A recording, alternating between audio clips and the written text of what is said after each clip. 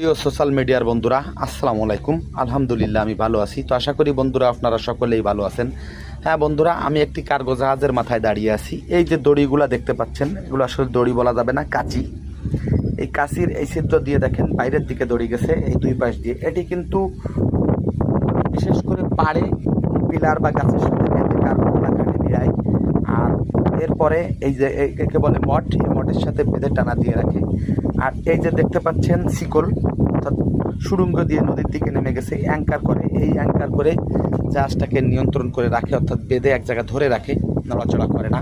আর আরও একটু জিনিস দেখাই, দেখেন মোটর, যে মোটর বা এটা চালিয়ে জাহাজগুলো সাধারণত কী করা হয় সেটি আমি আপনাদেরকে বোঝানোর চেষ্টা করছি। এই যে রশি দেখতে পাচ্ছেন, এই রশিগুলা কিন্তু পাড়ে আগে কোনো একটি গাছে বা মঠে বা কিছুর সাথে বাঁধা থাকে। বাঁধা থাকার পরে এই রশিটা ওই মোটরের এই অংশটা, এই যে দেখেন প্যাঁচ দেওয়ার একটা অংশ আছে, এই যে অংশটার সাথে প্যাঁচ দেয়।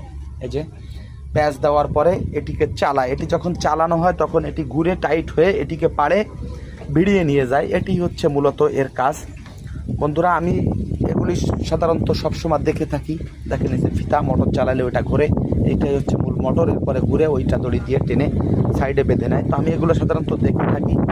তো এগুলো সাধারণত কাজের সাইডে যার নাই তারা সাধারণত দেখে না। তো আমি চিন্তা করলাম যে একটু মিডিয়ার বন্ধুদের সাথে একটু শেয়ার করি।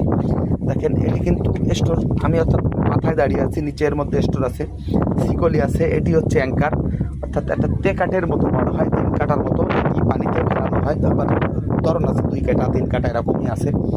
যাওক, এই যে নোঙ্গর নদীতে ফেলানো দেখতে পেলেন। তো বন্ধুরা, এটি হচ্ছে জাহাজের মাথার সামনের যে দৃশ্যটি, সেটি আমি আপনাদের কাছে শেয়ার করার চেষ্টা করলাম। তো বন্ধুরা, আমার এই ভিডিওটি কেমন লাগলো সেটি কমেন্টের মাধ্যমে জানাবেন।